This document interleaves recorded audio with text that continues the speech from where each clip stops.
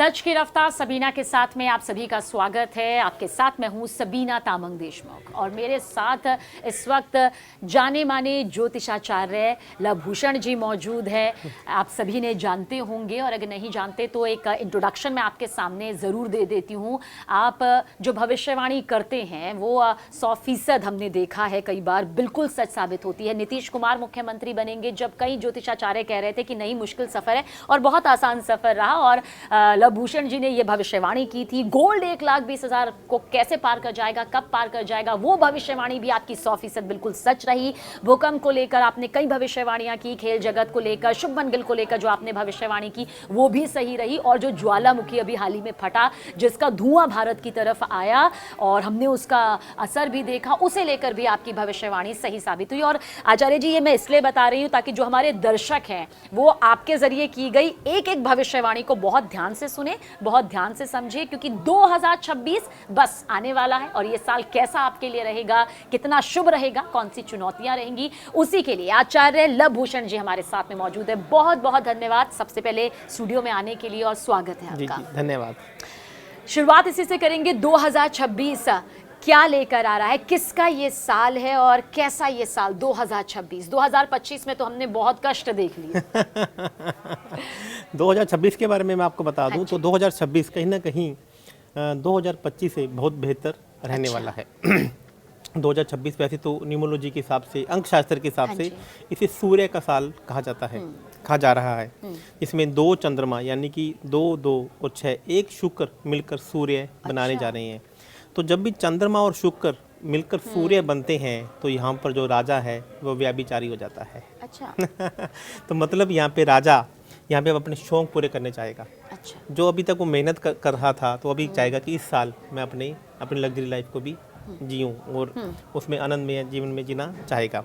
तो ऐसा प्रतीत हो रहा है कि 13 फरवरी से लेकर अप्रैल के महीने में यहाँ पे जो सरकारें हैं वो कुछ ऐसे डिसीजन लें जो जनता को अच्छे नहीं लगे।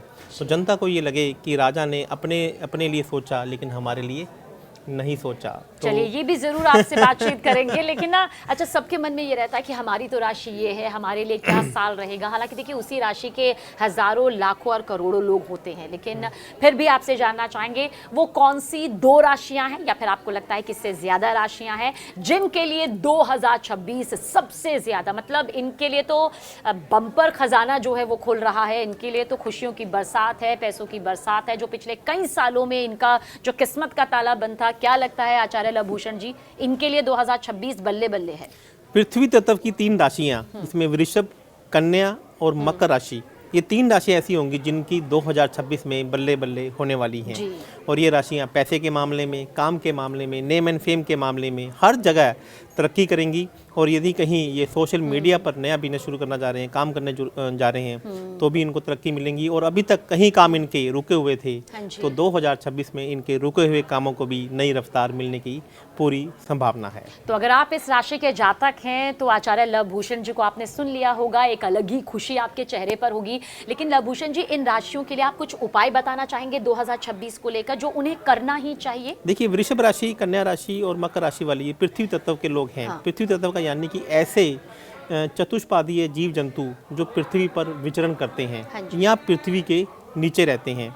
यदि ये लोग उन लोगों की सेवा करते रहें, यानी कि चींटियों को ये कुछ ना कुछ खिलाते रहें या जैसे गौ माता को या बैल को कुछ ना कुछ खिलाते रहें, तो ये जो साल इनके लिए खुशियाँ तो देगा ही देगा लेकिन सोने पर सुहागा भी हो जाएगा। तो जो खुशियाँ इनके लिए वन टाइम थी वो मल्टीप्लाई हो जाएंगी। अच्छा, वो 3 राशियां भी जान लेते हैं जिनके लिए 2026 बहुत चुनौतियों वाला रहने वाला है। तो 2026 की वो 3 राशियां जो आपको लगता है कि इनके लिए चुनौती अब भी वही है 2025 में जो थी, 2024 में जो थी, और कौन सी वो राशियां? कर्क, जल तत्व की 3 राशियां जिसमें कर्क, वृश्चिक और मीन, यह 3 राशियां ऐसी होंगी 2026 में। वैसे ही ये जल तत्व की राशियां हैं, आंसू वाली राशियां हैं, इमोशन की राशियां हैं। तो इनकी बात बात पर महीनों में हर महीने इनके आंसू बहें, इन्हें किसी न किसी परेशानी का सामना करना पड़े, तो 2026 इनके लिए थोड़ा सा चैलेंज वाला हो सकता है। तो इन्हें ऐसा कौन सा उपाय, क्योंकि आचार्य जी कहा जाता है कि आप बड़े से बड़े संकट को अपनी आस्था के जरिए, अपने दान पुण्य के जरिए, अपने सद्कर्म के जरिए टाल सकते हैं, तो क्या इनके लिए कोई विशेष उपाय ताकि इन पर ये जो चुनौतियां हैं उसे ये पार कर सके? देखिए, कर्क यानी कर्क, वृश्चिक और मीन राशि यानी कि जल तत्व की राशियाँ, अब आपको यदि ये आप अपने इमोशन को कंट्रोल करना चाहते हैं या समस्या आपके ऊपर नहीं आए, तो आपको जल में रहने वाले जीव जंतुओं की सेवा करनी होगी। अच्छा। आप यह विचार बना लीजिए अपने मन में कि आपको हर महीने या हर हफ्ते मछलियों को दाना डालना ही डालना है। अच्छा। आप चलते पानी में, रुके हुए पानी में, या फिर एक ऐसे जो कुआं का जल होता है वहाँ पर भी आप मछलियों की सेवा कर सकते हैं। मछलियों को आटे की गोलियाँ, उसमें ऐसे हल्का सा सफ़ेद नमक भी डालना ना भूलें, क्योंकि यहाँ पर शुक्र के साथ में सूर्य की युति भी हमें करवानी बहुत ज़्यादा ज़रूरी है। यदि आप ये उपाय इस साल करते रहते हैं तो हो सकता है कि जो समस्याएं आपके पास बड़ी आनी थी वो मामूली से रूप में होकर रह जाएं। तो देखिए, आपके लिए ये एक अच्छी खबर भी है। और हाँ, ये चुनौतियां जब हम सुनते हैं तो हमें लगता है कि अरे कौन कौन सी चुनौतियां ज़िंदगी में आएंगी, लेकिन सच ये है कि हर किसी जातक की ज़िंदगी में चुनौतियां आती हैं। लेकिन जो उपाय इस वक्त आचार्य लवभूषण जी आपको बता रहे हैं, आपको आम लग रहे होंगे, लेकिन इसके जो नतीजे सामने आएंगे वो बेहद खास होंगे। आचार्य लवभूषण जी, अब वो 2 राशियां हम आपसे जानना चाहेंगे जिन्हें आप विशेष तौर पर ये सलाह देना चाहेंगे कि कुछ भी ऐसा ना करे जो आपको खतरे में डाल सके, मतलब जिनके लिए ये साल चुनौती भरा नहीं लेकिन खतरे भरा रह सकता है, तो एक एक कदम जो है वो फूक फूक कर वो उठाएं। देखिए, सिंह राशि के जो लोग जातक हैं उनके इस वक्त जो इस साल में शनि महाराज जी 8वें घर में गोचर कर रहे हैं। अच्छा। तो ये कभी कहीं पे भी ट्रैवल कर रहे हैं तो अपने टायरों को चेक करके घर से निकलें, क्योंकि इनके चलते हुए टायर इस वक्त फटने के डर हैं। हो सकता है कि चलते चलते टायर में आग लग जाए या टायर फट जाए, क्योंकि शनि महाराज जी जब भी 8वें घर में गोचर करते हैं तो ऐसी संभावना होने का डर रहता है। और हम तो खुद एक न्यूज़ एंकर है, तो हम देखते हैं कि इस तरह की खबरें आती हैं, लोग कहते हैं कि मेंटेनेंस की प्रॉब्लम है, और ये होती भी है, लेकिन क्या इन पर भी ग्रह नक्षत्रों का वो प्रभाव होता है जो हम ये हादसे देखते हैं, जो हम ये प्राकृतिक आपदाएं देखते हैं? बिल्कुल बिल्कुल होता है। और मैं भी कह रहा हूँ इस साल सिंह राशि वाले के लोगों को ये प्रभाव ज़्यादा देखने को मिल सकता है, और कहीं ना कहीं टायर फटने से या टायर जलने से उनके शारीरिक चोट भी उन्हें पहुंचे, ऐसा भी हो सकता है। तो आप लोग जब भी घर से निकलें तो अपने टायर की जो स्थिति को पहले चेक कर लें। कोई उपाय आप बताना चाहेंगे कि अगर वो किसी लंबी यात्रा पर जा रहे हैं तो इस उपाय को ज़रूर करें, ताकि हम कहते हैं ना कि कई बार उपाय अकाल मृत्यु भी टाल देते हैं। बिल्कुल। तो यहाँ पर यदि आप किसी भी यात्रा पर निकलने से पहले महामृत्युंजय का जाप घर से करके निकलें।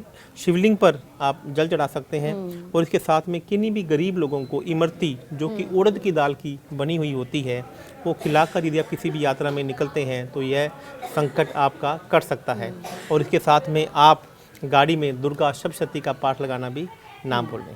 और 2026 राशियों के लिहाज से कैसा रहने वाला है, आचार्य लवभूषण जी हमें बता रहे हैं। आचार्य लवभूषण जी, ऐसी कौन सी राशि है जो आपको लगता है कि ये राशि वाले जो जातक होते हैं वो सबसे ज़्यादा मासूम हो जाते हैं और ये दूसरों की बातों में बहुत जल्दी उलझ जाते हैं? हम इन दिनों देखते भी हैं कि लोग साइबर क्राइम के चक्कर में आ जाते हैं, कई बार अब तो साइबर अरेस्ट भी लोगों को किया जाने लगा है, मासूमियत के चलते उनका फ़ायदा उठाया जाता है। तो ऐसी कौन सी राशि जो आपको लगता है कि हर किसी की बात में ना आए और बहुत सोच समझ कर अपनी बुद्धि का इस्तेमाल करें, ताकि 2026 उनके लिए खतरनाक ना हो? देखिए, इसमें राशि से ज़्यादा इंपॉर्टेंट आपकी कुंडली में बनने वाले योग हैं। अच्छा। यदि किसी की राशि में बुध और राहु एक साथ में बैठ जाते हैं तो ऐसे लोगों की बातों में आकर अपनी बुद्धि खो देते हैं। जैसे आप देखे होंगे कि कुछ लोग होते हैं मल्टी लेवल मार्केटिंग या पैसे को डबल करने के चक्कर में पैसा गवा देते हैं। तो ऐसा तभी होता है जब किसी भी जातक की कुंडली में बुध और राहु एक साथ में बैठ जाए, तो जातक सोशल मीडिया पे जल्दी इन्फ्लुएंस होता है और लोगों को देखकर अपनी भी पूंजी को गवा बैठता है। तो बुध और राहु का योग यहाँ पर ज़्यादा प्रभावी है। और ऐसी कौन सी राशियां हैं आचार्य जी जिनके लिए आप कहेंगे कि 2026 में सबसे अच्छा वक्त तो रहेगा, लेकिन जो एक गोल्डन टाइम आएगा वो इस महीने 2026 का आएगा? मतलब पूरे साल के बीच में से कोई ऐसा वक्त आपको नजर आ रहा है?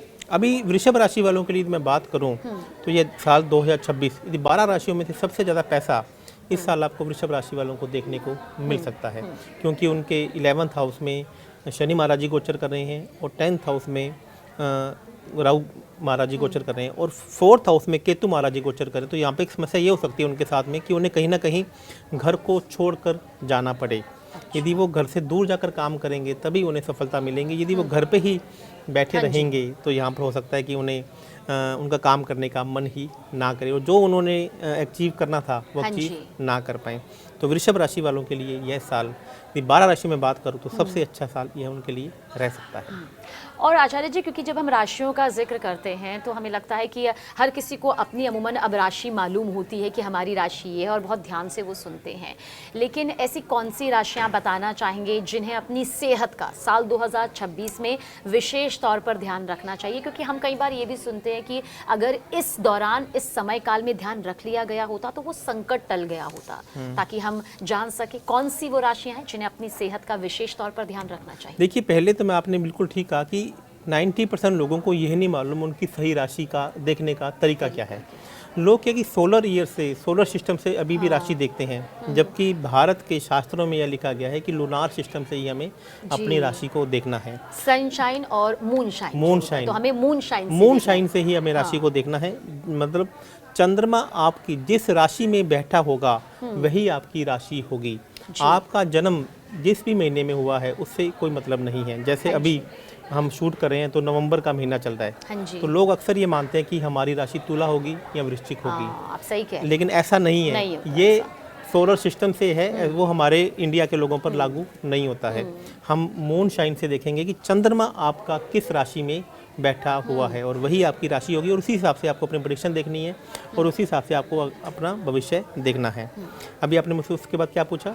सेहत के लिहाज से कौन सी ऐसी राशि है जिन्हें अपनी सेहत का विशेष तौर पर ध्यान रखना चाहिए? देखिए, यहाँ पे यदि मैं सेहत की बात करूँ तो वृश्चिक राशि और मीन राशि वालों को बार बार हॉस्पिटल के चक्कर यहाँ पे लगते हुए मुझे दिख रहे हैं। पेट में उनके प्रॉब्लम रह सकती है और यह भी हो सकता है कि उनके खुद के चक्कर ना लगें तो उनके परिवार वालों की वजह से उन्हें बार बार हॉस्पिटल में जाना पड़ सकता है। और या फिर इस वक्त जो उन्हें दवाइयों के नाम तो ऐसे रट जाएंगे, क्योंकि जब आदमी कोई चीज़ को बार बार करता है तो उन्हें दवाइयाँ के, मेडिकल के नाम तो या अच्छे डॉक्टर के नाम भी रट जाने के योग यहाँ पे वृश्चिक राशि वालों को और मीन राशि वालों को मुझे दिख रहा है। इन राशियों को अपने स्वास्थ्य का विशेष रूप से ध्यान देना चाहिए। क्या आचार्य जी ऐसा भी होता है कि एक राशि के बहुत ही अच्छे योग बन रहे हैं, दूसरे राशि में कुछ खतरनाक योग बन रहे हैं, दोनों का जब मेल होता है तो किसका असर किस पर ज्यादा पड़ता है? हम कहते हैं ना कि संगत का असर पड़ता है। हम संगत अच्छी या बुरी नहीं कहेंगे, लेकिन किसका प्रभाव किस पर ज्यादा पड़ जाता है? बहुत ही अच्छा आपने क्वेश्चन किया रवीना जी। तो मैं सबीना जी, मैं इसमें बताऊंगा कि जो अभी आपकी संगत, जैसे मानो जल तत्व की राशियों की थोड़ी सी परेशानी इस साल चल रही है और पृथ्वी तत्व की जो है वो थोड़े से इस बार अच्छे रहेंगे। तो आपको पृथ्वी तत्व वालों के साथ में ज़्यादा समय बिताना चाहिए, क्योंकि जिसका समय अच्छा होता है आप उसके साथ में थोड़ा समय भी बिताना चालू कर देते हैं, शुरू कर देते हैं, तो आपका भी समय शुरू हो जाता है। ऐसा कहा जाता है ना कि आपको यदि बड़ा बनना है तो बड़े आदमियों के साथ में रहना शुरू कर दीजिए। तो यदि आपका समय खराब चल रहा है तो जिसका समय अच्छा चल रहा है यानी कि पृथ्वी तत्व की राशियाँ, उनके साथ में समय बिताना शुरू कर दीजिए। तो जो आपके बड़े संकट हैं, बड़े कष्ट हैं, वह भी कहीं ना कहीं कम हो जाएंगे। जी, और इसी सवाल से इसी जवाब से मेरा अगला सवाल यहाँ पर निकल गया है। मैं चाहूँगी कि आप हमारे दर्शकों को, करोड़ों दर्शकों को ये ज़रूर बताएं आचार्य लवभूषण जी, कौन सी वो दो राशियाँ हैं जो अगर आपस में मिलकर अपना काम शुरू करती हैं, अगर साथ चलने का फैसला लेती है या साथ एक दोस्ताना रिश्ता रखती हैं, तो ये दोनों पर शुभ प्रभाव डालेगा। मतलब दो ऐसी राशियाँ जो एक दूसरे के लिए बहुत ही शुभ हों। तो इसमें मैं आपको पहले थोड़ा सा राशियों का एक सिस्टम समझा देता हूँ कि कौन सी राशियाँ आपस में परम शत्रु होती हैं और कौन सी राशियाँ आपस में परम मित्र होती हैं, और कौन से दो लोग ऐसे लोग हैं जो आपस में एक दूसरे को देखना भी पसंद नहीं करते। इसमें है अग्नि तत्व और जल तत्व की राशियाँ। अग्नि तत्व की राशियाँ हैं मेष, सिंह और धनु राशियाँ, और जल तत्व की राशियाँ हैं कर्क, वृश्चिक और मीन राशियाँ। यदि आप किसी भी प्रकार से काम या व्यापार करना शुरू कर रहे हैं और आप अग्नि तत्व के हैं तो आपको गलती से भी जल तत्व की राशियों के साथ में कार्य शुरू नहीं करना चाहिए। बिल्कुल, ये भी कि दो लोग सामान्य तौर पर होते तो बड़े अच्छे व्यक्तित्व के हैं, लेकिन एक दूसरे से बिल्कुल अलग होते हैं, विचारों का बिल्कुल मेल नहीं खाते, एक अलग ही अंदर भावनाएं जो है वो जन्म लेती है, इसी वजह से कहा जा सकता है। जी, और उसके बाद मैं बताता हूँ पृथ्वी तत्व और वायु तत्व की राशियाँ। पृथ्वी तत्व की जो राशियाँ हैं वृषभ, कन्या और मकर राशि, और वायु तत्व की राशियाँ हैं मिथुन, तुला और कुंभ की राशि, कुंभ की तो ये भी आपस में परम शत्रु हैं। तो इनको भी जब भी आप कोई काम करें, तो यहाँ पे शादी का रिश्ता भी कर रहे हैं तो इनको आपस में अटैच जी, नहीं जी। करवाएं, क्योंकि यदि आप ये मिलेंगे तो इनके विचार आपस में कभी भी नहीं मिलेंगे। एक तो टिक के काम करना चाहेगा और एक हवा में रखना चाहेगा।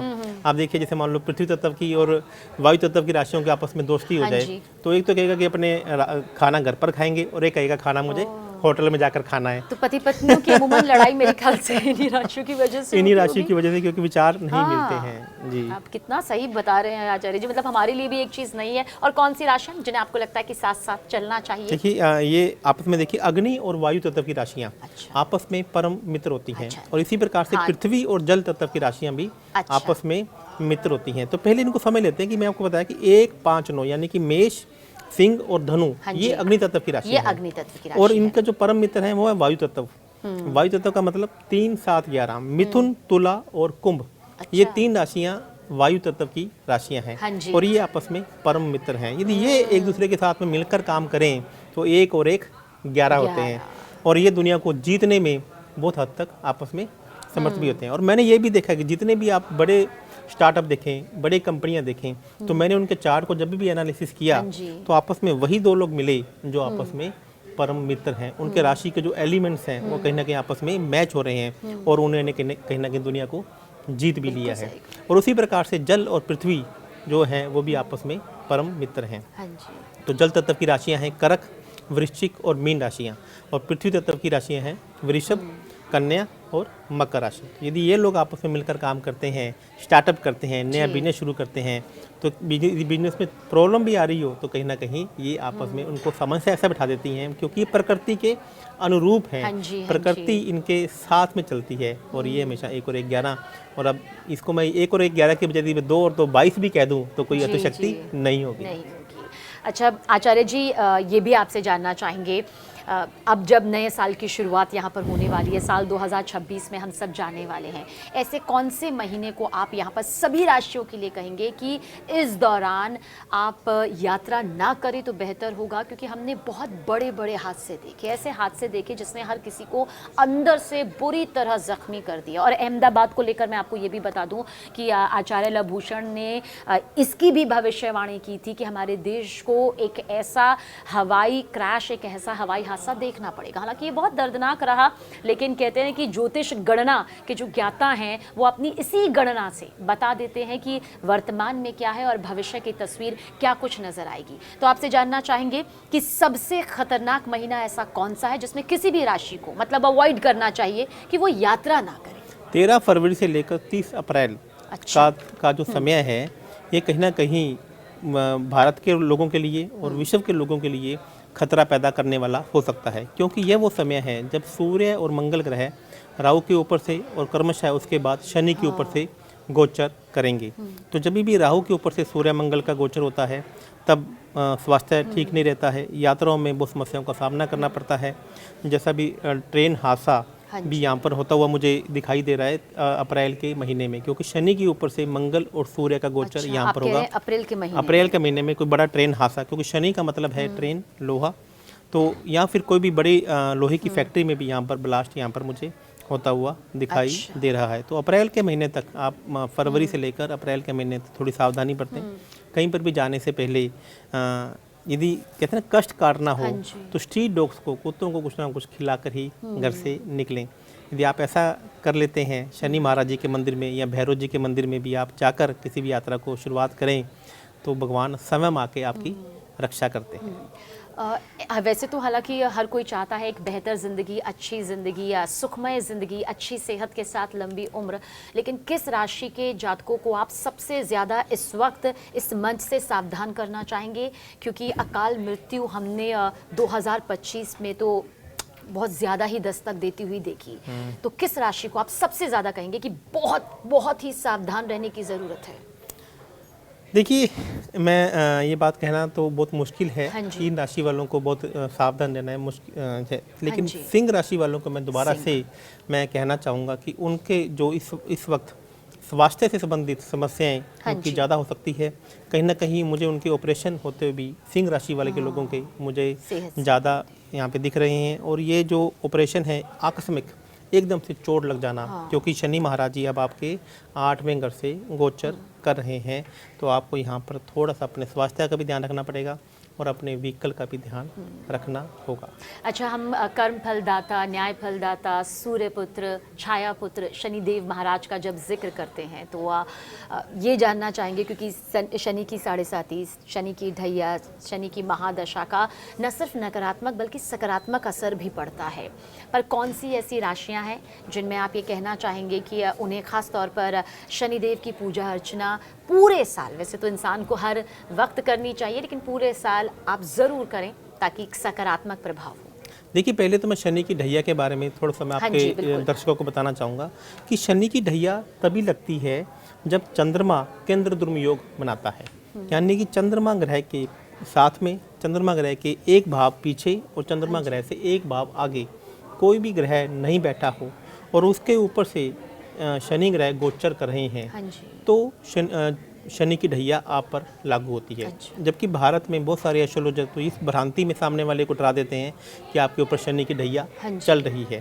तो शनि की 7.5, शनि की 7.5 सब पर लागू नहीं होगी। शनि की ढैया सभी जातकों पर लागू होगी, चाहे वो शनि के साथ में कितने भी ग्रह, चंद्रमा के साथ में कितने भी ग्रह क्यों ना बैठे हों। तो पहले आपको इस बात से डरने की जरूरत नहीं है कि शनि की 7.5 आप पर लागू हो रही है या नहीं हो रही है। मैंने देखा 90% लोगों पर तो शनि की 7.5 लागू ही नहीं होती, क्योंकि उनका चंद्रमा तो पहले ही स्ट्रोंग है। और जो यदि वो चंद्रमा आपका पूर्णमासी का है, अच्छा, तो यदि आपका चंद्रमा पूर्णमासी, यदि आपका जन्म पूर्णमासी से 5 दिन पहले और पूर्णमासी से 5 दिन बाद में हुआ है, तो आपका चंद्रमा बलि का है। तो इसका मतलब है कि आप पर भी शनि की 7.5 या शनि की ढैया का आपके ऊपर ज़्यादा असर नहीं होगा। और शनि जब भी आपके साथ में होंगे, आपको देखेंगे या आप पर ऊपर से गोचर करेंगे, तो आप और बलवान होकर यहाँ पर आप निकलेंगे। चंद्रमा जब कमज़ोर स्थिति में होता है, यानी कि अमावस्या का चंद्रमा या चंद्रमा के साथ में पहले से ही शनि और राहु बैठे हों और ऊपर से शनि की ढैया या शनि की 7.5 शुरू हो जाए, तो चंद्रमा, कमज़ोर चंद्रमा पर एक और शनि ने यहाँ पर आकर प्रहार कर दिया, तब यहाँ पर उन्हें उनका साइड इफेक्ट देखने को मिलते हैं। तो पहले आप अपने चंद्रमा की स्थिति को चेक कीजिए। हो सकता है कि चंद्रमा आपके 10 डिग्री से लेकर 20 डिग्री के बैठे हों, चंद्रमा गुरु के साथ में बैठे हों। चंद्रमा गुरु के साथ में भी बैठे होते हैं तो भी शनि की 7.5 या शनि की ढैया अब आपको बुरे परिणाम देने की बजाय यहाँ पे अच्छे परिणाम देकर जाती है। तो डरने की जरूरत नहीं है, एस्ट्रोलॉजी को समझने की जरूरत है। एस्ट्रोलॉजी आपके लिए कोच के रूप में काम करती है। जी, आचार्य लवभूषण जी, क्योंकि अगर आप अपनी ज्योतिष गणना को यहाँ पर हमारे दर्शकों के सामने बताना चाहें, तो क्या 2026 पर शनिदेव का प्रकोप नजर आता है? क्या कोई ऐसा प्रकोप नजर आता है जिससे भयानक जो है वो एक अलग ही तस्वीर नजर आए? राशियों के हिसाब से ना पूछकर हम सभी राशियों के ऊपर कहें। देखिए, मैं बात करूं, शनि जो महाराज हैं, पहली बात तो उनसे डरने की जरूरत नहीं है। शनिदेव महाराज कभी भी किसी को कुछ देते नहीं हैं। शनिदेव महाराज आपके ही किए हुए कर्मों को आपको लौटाते हैं। तो शनि महाराज से डरने की जरूरत सिर्फ उन्हीं लोगों को है जिन्होंने 2025 में अच्छे कर्म नहीं किए। तो सबसे पहले तो अपने कर्मों को सुधारिए। आपने किसी का पैसा देना है तो उनका पैसा लौटाने की चेष्टा रखिए। अच्छे कर्म कीजिए, बिना किसी की भावना को, बिना किसी के दिल के दुखाए काम कीजिए। और शनिदेव एकमात्र ऐसे देवता हैं जो लेने पर आ जाएं तो मैंने क्या बोला, ये कुछ भी सामने वाले के पास छोड़ते नहीं हैं। इनकी एक मात्र दृष्टि एक ऐसी दृष्टि है जो जिससे भगवान शिव समय भी नहीं बच पाए थे। तो यदि आप भी चाहते हैं कि शनि महाराज जी की दृष्टि या जाने जाने में कुछ गलत कर्म आपसे हो जाएं, तो शनिवार के शनिवार शनि मंदिर में जाएं। अपंग लोगों को, ब्लाइंड लोगों को, अंधे लोगों को, कि आप यदि जो शनि महाराज जी के लोग हैं या फिर जो टेम्पू वाले हैं या रेहड़ी वाले हैं जिनसे हम लोग सब्जी खरीदते हैं या खरीदते हैं, तो उनसे बार्गेनिंग करना बंद कर दीजिए, क्योंकि ये शनि के लोग हैं। और यदि आपके पास में साथ में कोई लोग काम करते हैं जो आपके सेवक के रूप में काम करते हैं, तो उन्हें हर शनिवार कुछ ना कुछ खिलाते रहें, उनकी सेवा करते रहें। तो यही शनि महाराज जी आपके ऊपर दयालु होकर तो 2026 का आपने पूरा जो ज्योतिष गणना के हिसाब से है सब कुछ बताया, उसके लिए बहुत बहुत शुक्रिया आचार्य लवभूषण जी आपका हमारे स्टूडियो में आने के लिए और करोड़ों दर्शकों तक 2026 का ये पूरा राशिफल इतने विस्तार से बताने के लिए। धन्यवाद।